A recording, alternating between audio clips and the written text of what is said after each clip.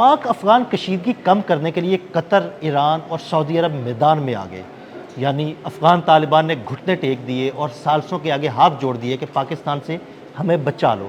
عامر رضا سے بات کرتے ہیں۔ عامر بھائی، ایک رات میں ہی رونے لگ گئے ہیں۔ دیکھیں، رونا تو انہوں نے تھا، ان کا نجائز باپ جو ہے بھارت، وہ 2 دن میں رونے پہ آ گیا تھا اور امریکہ کے پاس جا کر گھٹنے ٹیک دیے تھے کہ پاکستان سے ہمیں بچاؤ، اور اس کی بنیادی وجہ یہ ہے کہ پاکستان ان کے رافیل سمیت جدید طیارے گرا چکا تھا، ان کے S-400 کو مار چکا تھا، اور 2 ہی دن میں وہ گھٹنے ٹیکنے میں مجبور ہوئے کیونکہ وہ ایک لمبی جنگ نہیں لڑ سکتے تھے۔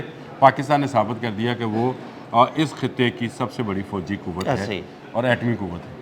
اس کے بعد اگر آ جائیں افغانستان کی جانب، تو افغانستان والے تو چند گھنٹے کی مار تھے۔ یہ ہم پہلے دن سے کہتے ہیں کہ ان میں وہ دم خم نہیں ہے، لیکن صرف بھارت کی شہم اور چند ڈالرز کی حفظ میں یہ اپنے لوگوں کو جو ہے موت کے منہ میں دھکیل رہے ہیں۔ ہمیں افغان عوام سے انتہائی ہمدردی ہے، جن پر یہ ڈاکو جو ہیں اس وقت قابض ہیں، نہ صرف قابض ہیں بلکہ لوگوں کی جان لے رہے ہیں اور وہاں کے لوگوں کو بنیادی سہولیات سے بھی محروم کر رہے ہیں، اور اس کے اوپر بین یہ کہ جو ان کا ہمدرد ملک ہے اسی کو ڈسنے کی کوشش کر رہے ہیں۔ اب دیکھیں، عباس عراقچی صاحب کا بھی بیان آ گیا کہ ہم ثالثی کے لیے تیار ہیں، 2 ہمسایہ ہیں، پاکستان اور بھارت مل کر بیٹھیں اور بات کریں۔ سعودی وزیر خارجہ کا ہمارے اسحاق ڈار صاحب کو فون آ گیا اور انہوں نے بھی یہی بات کہی کہ ثالثی کے ساتھ اس مسئلے کو حل کرنا چاہیے۔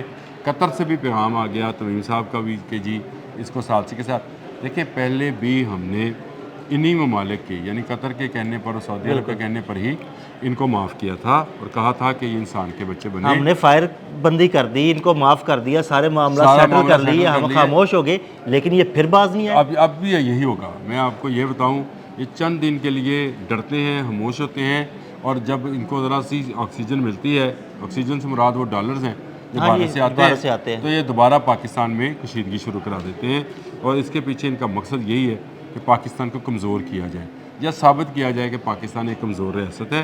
دیکھیں، پاکستان میں اس وقت جو ہماری اعلیٰ فوجی قیادت ہے، چاہے آپ فیلڈ مارشل صاحب کا نام لے لیں یا ظہیر احمد بابر سدھو صاحب کا نام لے لیں، وہ ایسی قیادت ہے جو پرومپٹ ایکشن پہ یقین رکھتی ہے۔ وہ اس بات پہ یقین ہی نہیں رکھتے ہیں کہ کسی بات کو لمبے عرصے تک کے لیے چلایا رکھے جائے۔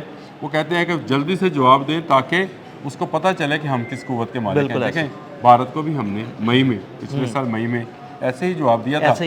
اسی طرح ہم نے ان کو، افغانوں کو رات، اسی طرح طالبان کو، افغان تو نہیں کہنا چاہیے مجھے، ویسے ان کو افغان کہتے ہوئے بھی شرم آتی ہے۔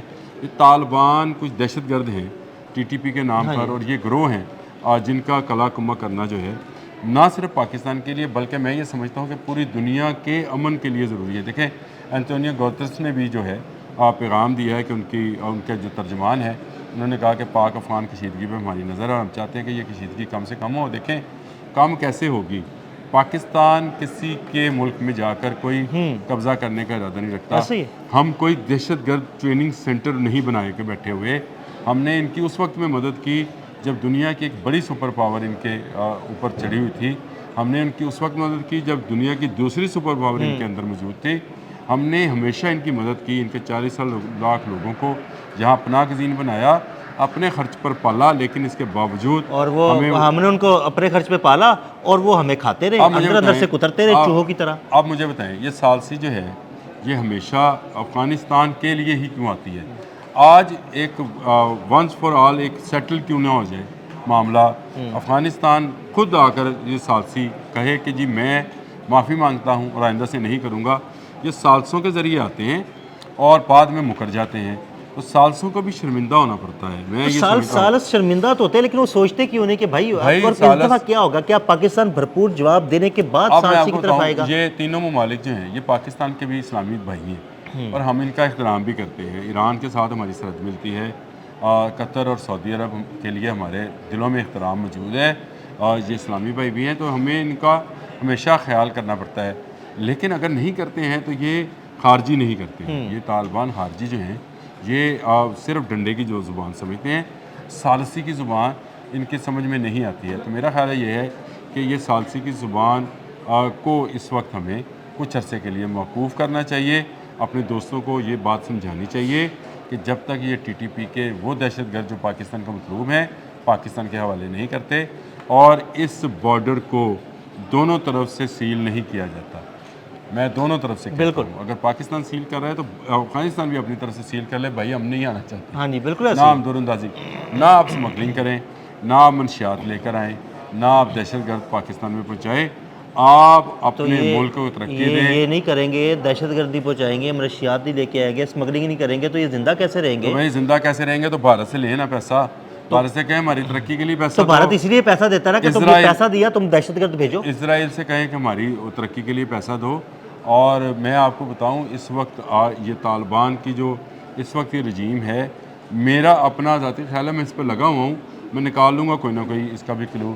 یہ اسرائیل کے ساتھ بھی رابطے میں ہے. دیکھیں اگر بھائی اسرائیل کے ساتھ رابطے میں ہیں تو تبھی یہ جب مودی وہاں پہ اسرائیل پہ تھا اور انہوں نے ڈالرز کا اعلان کیا تو تبھی انہوں نے اٹیک کر دیا آپ نے میرے منہ کی بات لے لی کہ مودی وہاں پہنچا اسرائیل میں اور یہ ہم پر حملہ آور ہو گئے. تو اس سے صاف ظاہر ہے کہ یہ ایک ٹریکا ہے جو کہ پاکستان کے خلاف بن رہا ہے. اس میں افغان, بھارت اور اسرائیل شامل عامر ہیں. بھائی اس پہ میں نے الگ سے آپ سے بات کر دی ہے, کیونکہ جب پچھلی دفعہ ملا متقی بھارت میں تھے تو انہوں نے ہم پہ اٹیک کیا, اور اس دفعہ مودی اسرائیل میں آیا تو انہوں نے ہم پہ اٹیک کیا. یہ دیکھیں بالکل آپ کو واضح چیزیں سامنے فریم میں نظر آ رہی ہیں. تو پھر کاہے کی ثالثی اور کاہے کی صلح؟ میں یہ سمجھتا ہوں نہ یہ ثالثی کا وقت ہے نہ صلح کا وقت ہے, یہ جہاد کا وقت ہے ان خارجیوں کے خلاف جو پاکستان کے امن, پاکستان کے معصوم لوگ, پاکستان کی بہادر افواج, پاکستان کے سیکورٹی کے اداروں پر جو ہیں اپنے بزدلانہ حملے کرتے ہیں اور پاکستان کے اندر بدامنی پھیلانے کی کوشش کرتے ہیں. ان کے خلاف کارروائی جو ہے وہ انتہائی ضروری ہے اور یہ ہونی چاہیے. بہت شکریہ عامر بھائی, آپ نے بڑی تفصیل کے ساتھ سارے معاملے پر روشنی ڈالی. عامر بھائی نے بڑی تفصیل کے ساتھ یہ بتایا کہ دراصل یہ خارجیوں کے خلاف جو آپریشن ہے اس کو منطقی انجام تک پہنچایا جائے گا, اور ثالثی کا کردار ادا کرنے والے ممالک کو بھی دو ٹوک پیغام دیا جائے گا کہ جب تک یہ خارجی اب گھٹنے نہیں ٹیکیں گے ان کے خلاف آپریشن جاری رہے گا. عدیل احمد اور عامر رضا کو اجازت دیجیے گا. اللہ حافظ.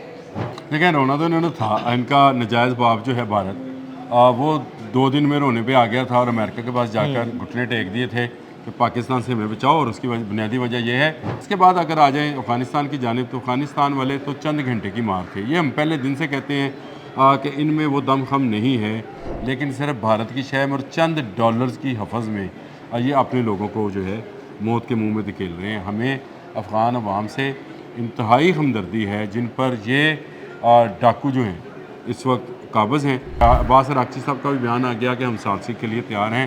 سعودی وزیر خارجہ کا ہمارے ساکھدار صاحب کو فون آ گیا, قطر سے بھی پیغام آ گیا تمیم صاحب کا بھی کہ جی اس کو ثالثی کے ساتھ. دیکھیں پہلے بھی ہم نے انہی ممالک کے یعنی قطر کے کہنے پر اور سعودی عرب کے کہنے پر ہی ان کو معاف کیا تھا. دیکھیں پاکستان میں اس وقت جو ہماری اعلیٰ فوجی قیادت ہے, چاہے آپ فیلڈ مارشل صاحب کا نام لے لیں یا ظہیر احمد بابر سدھو صاحب کا نام لے لیں, وہ ایسی قیادت ہے جو پرومپٹ ایکشن پہ یقین رکھتی ہے.